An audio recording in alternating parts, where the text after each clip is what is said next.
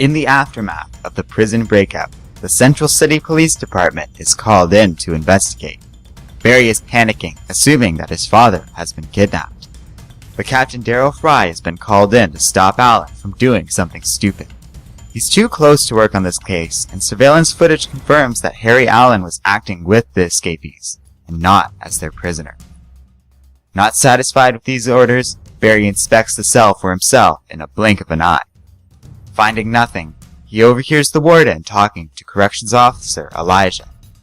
The warden is understanding about all of this and tells the guard to go home and take care of his wife. Barry is then approached by Iris West. He explains the situation to her, and Iris says she can't help him, as her inside source Patty Spivot left town. Changing the subject away from his ex-girlfriend, he asks how Wally West is doing instead. Iris replies that her nephew is doing well, but she had to lie to him about coming here, as Wally didn't even like to think about his Uncle Daniel being locked in here after all the terrible things he has done. But that's the thing about family. Sometimes you have to compromise everything to protect the ones you love. Over in the Central City Distribution Center for Metabarn Supplies Incorporated, Harry and the gang are stealing some medical equipment to fulfill a promise they made to escape from prison. After they fulfill this promise, Harry says the villains are free to go. But the gang is not alone here. Suddenly, an alarm is pulled and a security guard bursts in. Oh, Henry. Henry. Always a pacifist, so full of good intent.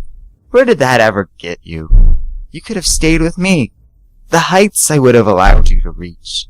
Now look at you. You truly are a murderer. When Harry looks on at the dead man laying before him, shocked and confused, Girder is impressed, figuring that his former cellmate didn't have it in him.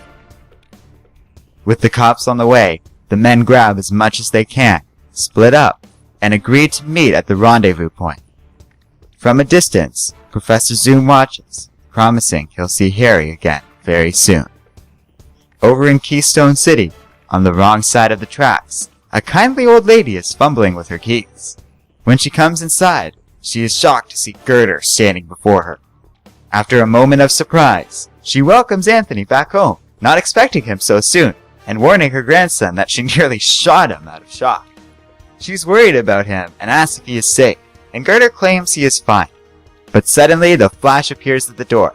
Girder's grandmother admonishes Barry, saying he is trespassing, but Anthony tells his Grams to back off. The Flash is his.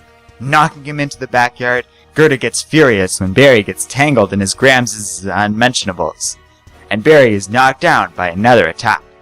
On the ground, he asks why Girder abducted Harry Allen. This amuses the villain, who says that Harry really impressed him today. He planned the whole escape and is truly a cold-blooded killer. And thus it is the Flash's turn to get furious. Barry attacks the villain relentlessly, denying everything that Anthony is saying. But his attacks have little effect on the metallic villain, who is well aware that he only needs one good hit to take the Flash down. Girder chases the Flash into a nearby junkyard, where Barry successfully traps him with a magnetic crane. Victorious, the hero demands that Girder tell him everything. But Anthony says Grams raised him better than to betray his own crew. So Barry asks about the medical equipment he found stashed in Grams' backyard.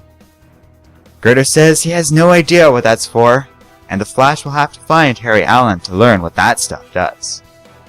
The next day, Elijah is resting at home. He checks in on his wife, who is dying. As he leaves to get her some food, he finds the Flash waiting for him.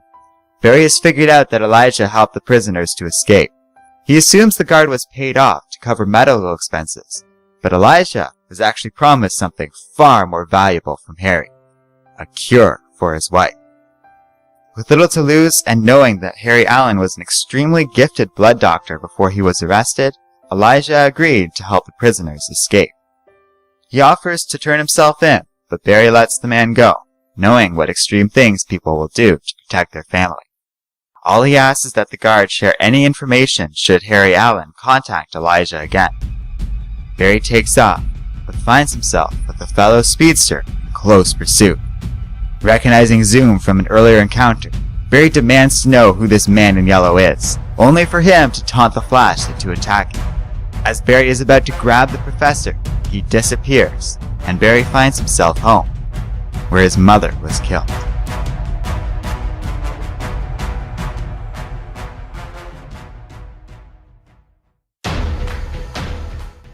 Hello and welcome to Comic Island. My name is Arden, and this is my recap and review of The Flash number 42. You know, between Cyborg number 1, Old Man Logan number 3, and this, I've really had a lovely week in comics. All three were great, and yes, while Old Man Logan was outstanding and really stood out, don't let it discount these two DC comics. Both are really well done, and The Flash number 42 winds up being a well-rounded comic that was a fun read. The Reverse Flash, or Professor Zoom, or whatever you want to call him, is fantastic here.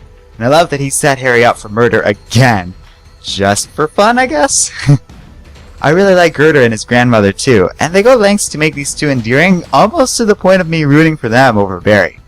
And I like the part with Elijah, as that added a lot of interesting dimensions to how Harry operates as a person. The only part that felt slow was the scene with Iris, and that's because it gave the writer an excuse for these two characters to belch exposition at one another. But sometimes that sort of thing is necessary to keep the reader on track with what's going on with the story, so I can let that slide, especially with a comic as fun as this one. I did enjoy reading this, and I've been really liking the storyline so far. But there is this lingering flaw that has been bugging me for a while with the Flash series. Sometimes these comics feel like sensory overload. Now what I mean by that is you have this vivid, crazy art with lightning flying everywhere, panels all askew, and spread out all over the page.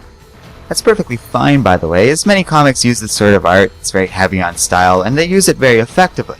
But in The Flash, every single page looks like this. When coupled with some pretty heavy dialogue that's going at a rapid pace and delivering some pretty well-written material, it's just a bit too much. I do like The Flash as a series more or less, but I've always found this to be a bit off-putting. Maybe that's just me, and it's likely that my feeble little mind simply can't handle too many things going on at once, but here, to me, that's the one major flaw of The Flash number 42. Do I recommend this comic? Well, yes, actually. This was a lot of fun, I really enjoyed the story, and the sensory overload business is a little annoying, but hardly a deal breaker. Just because it's flawed doesn't mean it's bad. It's not like it's the world's greatest comic, or even the best thing I read this week, but Flash 42 really benefits from some solid characters, well-written dialogue, and great art. They just don't mix well together overall. But I can appreciate the parts for what they are, and on the whole enjoy it. Plus, I'm really curious what happens next. Are they going to recreate the way the story originally played out, or will they add their own little twist to it? I hope for the latter, and expect the next issues will be bringing some pretty big surprises. Let me know what you think will happen in the comments section below. And, as always, don't forget to like, subscribe, and keep reading comics.